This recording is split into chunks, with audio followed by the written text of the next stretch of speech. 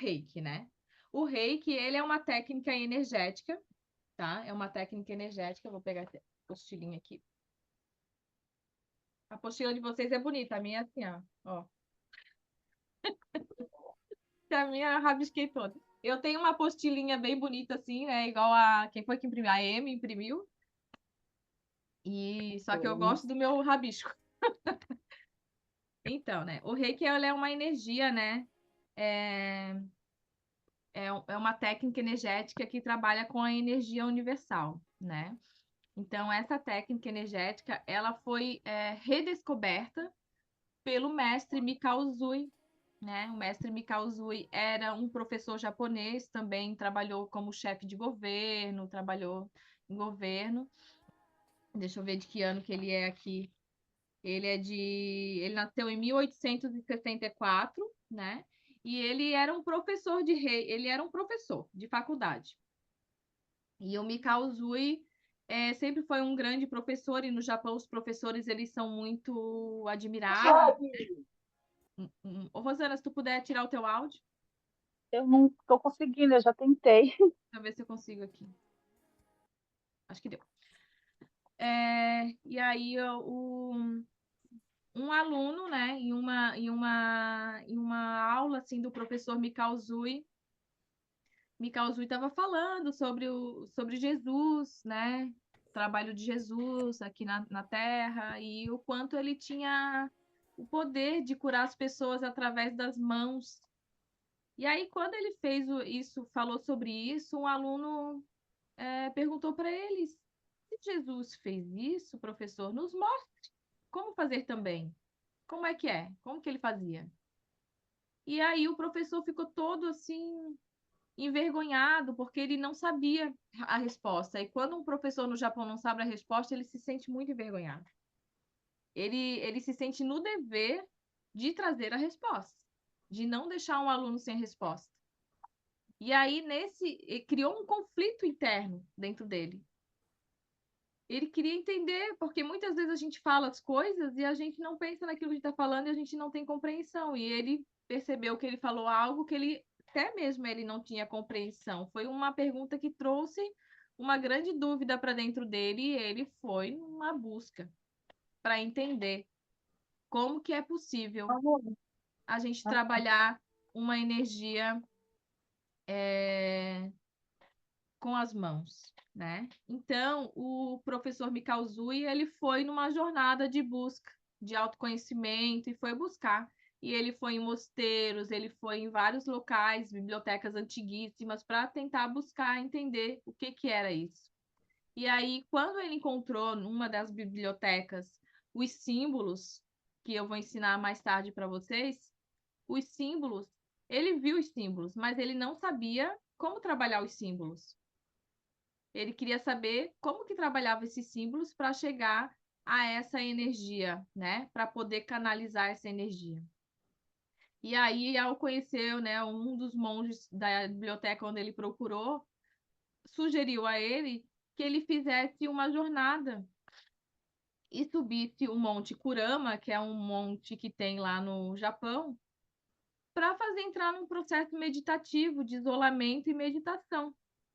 E ele foi para esse monte para estudar e mentalizar, e lá ele ficou 21 dias. Por isso que a gente faz 21 dias de pausa para meditação e autoaplicação.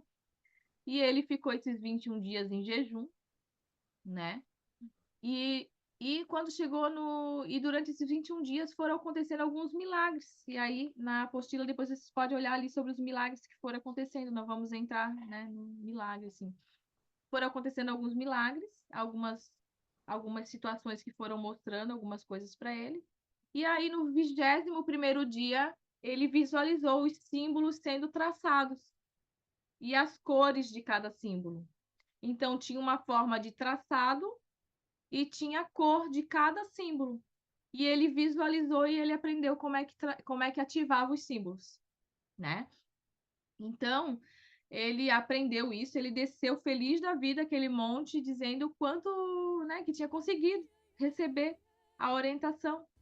E aí, no local, na cidade onde ele morava, era uma cidade muito que tinha muito mendigos na rua, tinha muitas situações assim. E aí ele pegou o aprendizado dele do Reiki e ele começou a aplicar o Reiki nas pessoas, com as mãos, traçava os símbolos na mão, ativava os símbolos através de mantras e yantras, que eu ainda vou ensinar a vocês, traçava esses símbolos e aplicava nos indivíduos. E aí ele começou a ver uma melhora, pessoas saindo da mendicância, conseguindo trabalhar, se curando de algumas doenças. E aí ele aplicou aquilo e seguiu a sua jornada. Ao retornar do Japão, ele percebeu que muitas pessoas que tinham passado por ele tinham retornado para o mesmo processo de mendicância, de adoecimento.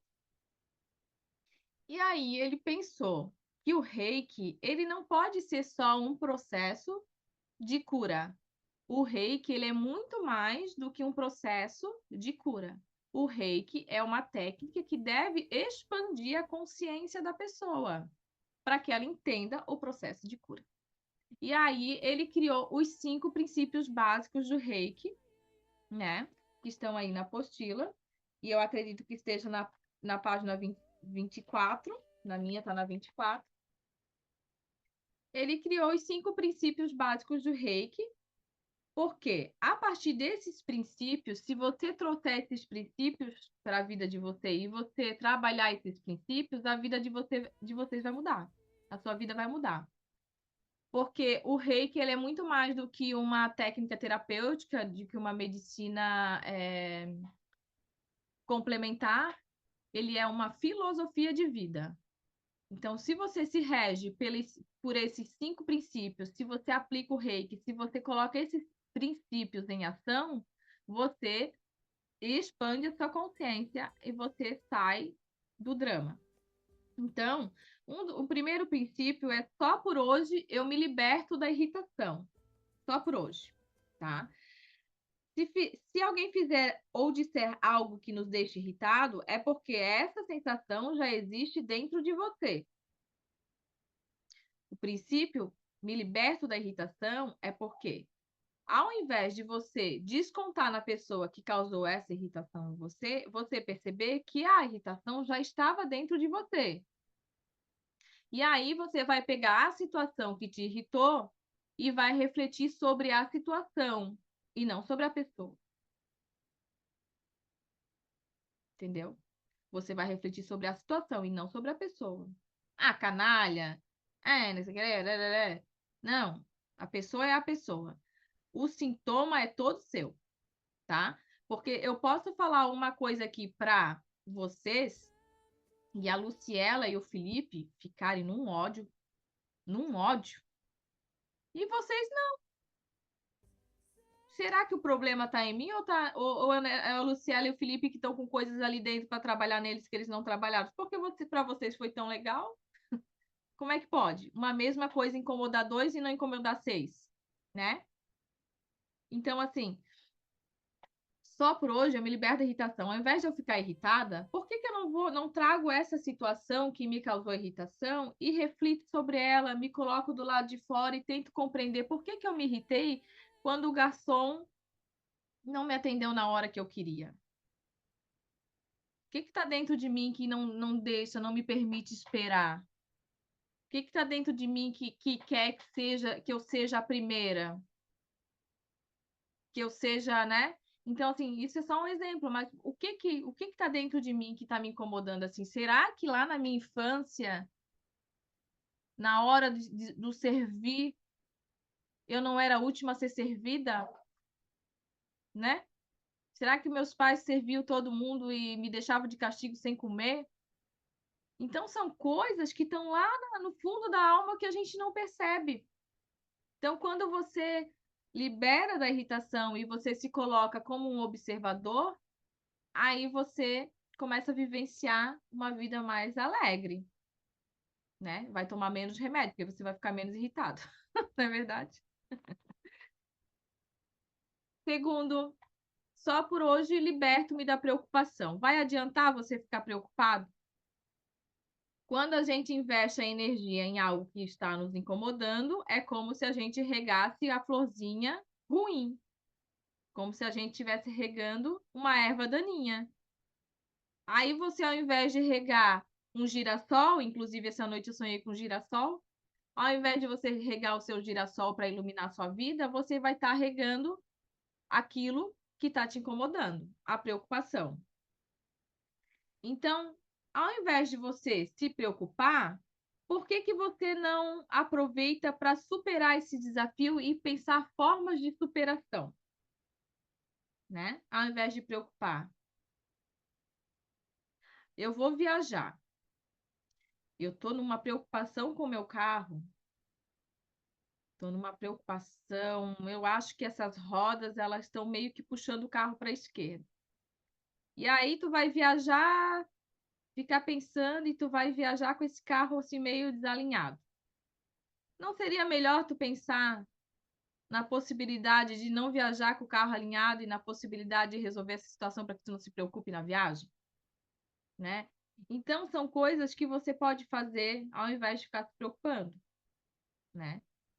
Ah, eu estou preocupada que a minha filha, na adolescência dela, ela não queira muito papo comigo. Estou preocupada com isso. E estou me preocupando, estou me preocupando, me preocupando, me preocupando. Não seria interessante pensar em como você pode superar isso?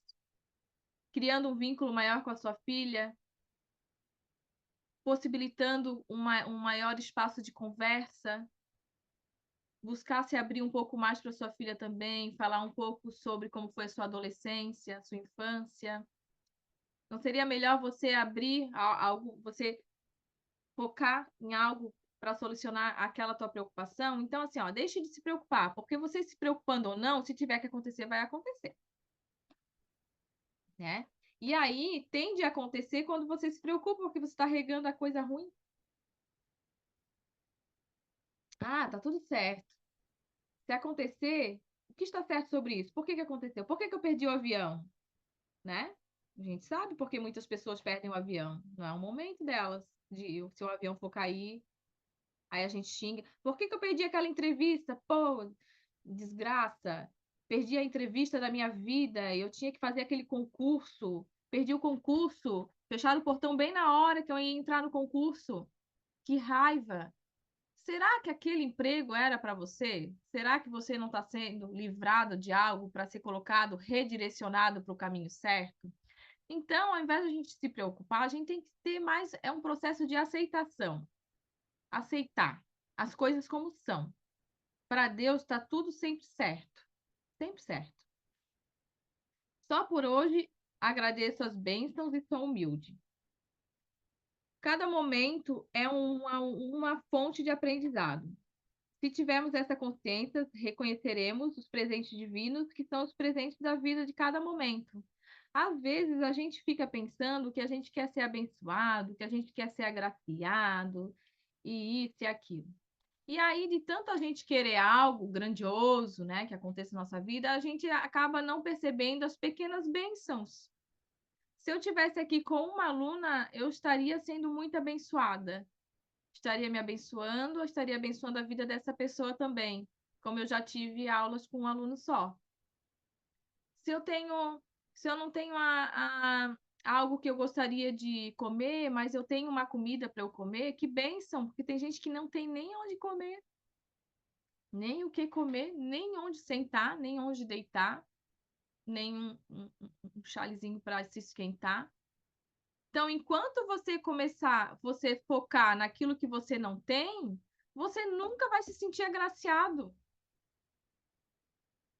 Imagina hoje a gente não poder enxergar e a gente não estar se vendo aqui, não poder ouvir. São tantas graças que a gente tem na nossa vida e a gente não, a gente quer olhar para a desgraça.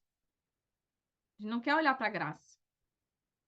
A gente não é humilde para perceber as graças que tem de você poder chegar e olhar para a rua e ver o verde de uma planta, você ver uma árvore, você abraçar uma árvore, você poder andar, você poder respirar, você poder cantar, você poder sentir o gosto, você poder tomar um gole d'água. Porque eu já fui internada e eu não pude nem tomar um gole d'água, tinha que molhar um algodão na boca. E aí a gente vem aqui cheio com uma água lá limpa, que tem muita gente que não tem água limpa, tem água barrosa para tomar. E aí a gente toma o nosso gole e a gente acha, porra, não tem nada nessa vida, né? Tem água. Tenho água para me nutrir. Sem água não existe vida. Então, a gente começar a ser grato e receber as bênçãos e ser humilde. Quando você for amplamente abençoado, que você mantenha a sua humildade. Daqui a pouco você vai estar com um grupo aí, formando 50 alunos. Não vai nem caber aqui no meu computador, já estou visualizando aqui a bênção, né? E que vocês todos sejam abençoados com essa bênção também. E aí, manter a nossa humildade, o nosso jeito de ser, aquilo, a nossa origem. A nossa origem, a minha avó, quando minha mãe separou do meu pai, eu tinha 5 anos, eu fui morar na casa da minha avó, não tinha banheiro. Não tinha banheiro. O meu café da manhã, às vezes, era banana com farinha. Às vezes, quando eu queria comer alguma coisa doce, eu misturava farinha com açúcar. Entende? E não quero trazer um drama para cá, só tô, quando eu lembro, eu fico emocionada mesmo. E de tomar banho na casa de tia, né? Tomar banho daquelas bacias de alumínio. Eu acordava às vezes 7 horas da manhã para casa, ir para casa da minha amiguinha para eu poder comer lá, porque eu sabia que lá tinha um café e um pão para eu comer. E aí, pensar em todo o meu trajeto, e a minha avózinha lá fazendo as coisas para mim, me agraciando. Hoje de manhã eu vi um vídeo que é uma moça deitada e a avózinha mexendo no cabelo, abençoando ela. E eu lembrei da minha avó fazendo isso. Eu deitada e ela mexendo no meu cabelo. Olha que bênção. Que coisa mais linda, que bênção é ter isso na vida da gente, né? Então, percebam, antes de se lamentar, passar o dia inteiro se lamentando por algo que você não tem, que você não conseguiu, que você não conquistou, perceba aquilo que você tem, que você conseguiu e que você conquistou. Eu sei que vocês querem conquistar algo muito maior ainda lá na frente, mas vocês estão valorizando o teu processo até aqui? Olha o processo que nós passamos lá atrás para chegar até aqui. Olha o que os nossos avós passaram, coisas muito piores, né? E os nossos pais. E aí chegou na gente. Chegou a dor na gente, chegou a frustração, chegou crença, chegou várias coisas dos nossos antepassados. Eu vi um vídeo em que tem um copo com água suja e passa a água suja para o copo do pai, da mãe, e essa água suja passa para o teu copo. O que tu vai fazer com essa água suja? Você vai passar para o seu filho ou você vai achar uma forma de limpar essa água antes de passar para ele? Né?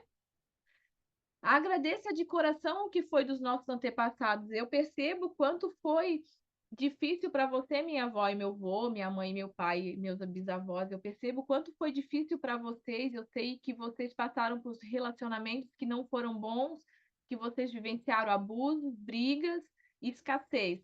Eu deixo com vocês o que é de vocês e eu fico comigo o que é meu, porque eu escolho outra coisa para minha vida. Eu não preciso seguir esse caminho, né? Eu não preciso. Então, a partir de hoje, comecem a visualizar quantas bênçãos vocês têm na vida de vocês. Pequenas bênçãos. Pequenas bênçãos, se você juntar, dá um tantão, dá um montão de bênçãos, né? Outro princípio, só por hoje eu ganho a vida honestamente. A honestidade é uma semente preciosa, e entre os seus frutos estão a tranquilidade e a abundância. Se você não é um ser honesto, você dificilmente vai ser um ser abundante. Você está tirando de outro. Você está trapaceando o processo da vida. Então, viva com honestidade, né? E viva. Faça aquilo que você fizer com honestidade. Seja sempre honesto. Mesmo que seja difícil, às vezes, ser honesto com alguém, seja honesto, né? Seja honesto com essa pessoa. Seja honesto com você mesmo. Muitas vezes a gente não é honesto com a gente. A gente se mantém em relacionamentos doentios, tóxicos, porque a gente não está sendo honesto com a gente. A gente não está percebendo que aquilo está matando a gente. E a gente fala assim, tá legal do jeito que tá. Pelo menos eu consigo ter alguém para abraçar à noite. Aí chega de dia, o cara te xinga, o cara te esconde das pessoas, o cara, ou a mulher, né, te ignora, te menospreza. Ah, mas tá tudo bem, pelo menos eu não tô dormindo sozinho, né? Ah, mas tá tudo bem, tem tanta gente que não tem ninguém.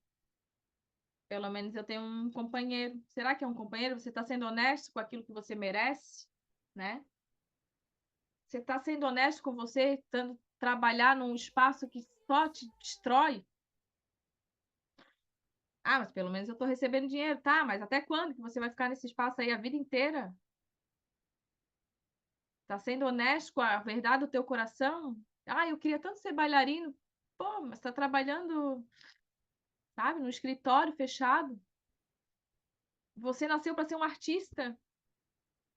Você nasceu para ser artista e você nasceu para ser palestrante, você nasceu para ser um mestre, você nasceu para ser outras coisas, e você está limitado num processo administrativo que te deixa infeliz, te adoece, e tu tem que tomar um monte de medicamento, porque tu tem medo de arriscar, porque tu já criou uma estabilidade financeira e sabe o que acontece com a estabilidade financeira? Ela é estabilidade financeira, ela não vai te fazer crescer, ela vai te manter ali estável, né? Ela vai te manter ali. E aí você está sendo honesto com os desejos do seu coração, com aquilo que você deseja. Você quer viajar, mas você nunca pode viajar porque você tem que trabalhar de segunda a domingo. Meu trabalho não permite eu fazer uma viagem. Tem pessoas que eu atendo que nem pegam férias, vivem para o trabalho, né? Então isso também fala, isso é ser honesto consigo, né? Perceber o que realmente está te fazendo, tem valor para sua vida, muito mais do que valor financeiro, né? É você poder se sentir vivo na sua própria vida, porque às vezes a gente tá morto, né? Eu já me vi morta na minha própria vida. Me sentia morta, morta. Não me olhava no espelho, não tomava banho. Meu pior processo depressivo, não, nem tomava banho, não me olhava no espelho, eu não me reconhecia, eu morri por dentro. Eu tive que reacender a minha própria luz. E aí foi uma escolha minha. Só por hoje sou gentil e amável com todos os seres vivos. Outro princípio me causou. Ser gentil, seja gentil. Às vezes a pessoa vem com grosseria para você, mas ai, seja gentil, você não sabe o que aconteceu na casa dela antes de sair de casa, você não sabe o que ela tá passando, né? Seja gentil com os animais, eles são tão amorosos com a gente, né? Então seja gentil com a consciência de que no universo é a manifestação da mesma energia. Ao projetarmos o nosso amor ao nosso semelhante e à natureza, estamos sendo beneficiados também. Por que isso?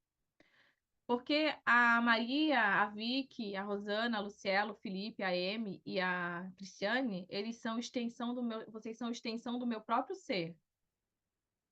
Porque todos somos um. Se eu fizer algo ruim para você, eu vou estar fazendo para mim mesmo, porque a gente é uma energia só, uma energia cósmica só. Então, eu quero ver vocês crescer assim como eu quero crescer, porque se vocês crescem, eu cresço junto, né? Tem uma frase que diz: quando a onda vem, todos os barcos se levantam, né? Então a onda vem e levanta todo mundo. E nós somos esse barco. E a onda é a energia. Então, qual é a energia que a gente está trabalhando, né, para levantar esse barco? É a energia de inveja? Ah, tudo bem, eu tenho uma amiga, ela é terapeuta. Eu torço muito por ela. Eu torço, nossa, eu torço tanto por ela, mas calma aí, ela não pode fazer mais sucesso que eu. Com certeza eu conheci gente assim, com certeza eu conheço. E vocês conhecem. Aí não é aquela pessoa fala, olha, eu tenho clientes. Aí a pessoa fala, "Ai, tu sabe que a tua amiga faz apometria, por exemplo, constelação. Aí vem uma pessoa para ti e quer, tu faz constelação? Não, eu não faço constelação, mas tu não indica a tua amiga. Não vou indicar. Se eu indicar, se eu for indicar, ela vai roubar meus clientes, sabe? Mas assim, ó, eu tenho amigas que são reikianas. Inclusive, eu dou curso com uma minha amiga mestra também, a gente dá presencial. E, e às vezes eu passo os meus clientes para ela, e ela passa para mim, e eu torço por ela, e eu falo, olha, tá dando certo, por que tu também não faz cursos online? Tem um monte de gente que está precisando de mestre, faz. Eu estou fazendo também, ela não vai tirar meus clientes, os meus alunos, e eu não vou tirar os alunos dela, porque quem vai chegar para ela é porque se conectou com a energia dela. Talvez os que se conectem lá não se conectem aqui. Então a gente não tem que se preocupar com isso. Tem para todos. A gente vai atrair aquilo que vibra com a nossa alma. Então, o que vibra lá com o fulano e tal, com o mestre lá, sei lá o quem, vai vibrar com ele. E olha, meu Deus, por que que uma briga tem milhões de pessoas, sei lá, bilhões, nem sei quantos habitantes tem aqui no Brasil e fora, que tu pode expandir para onde tu quiser, né?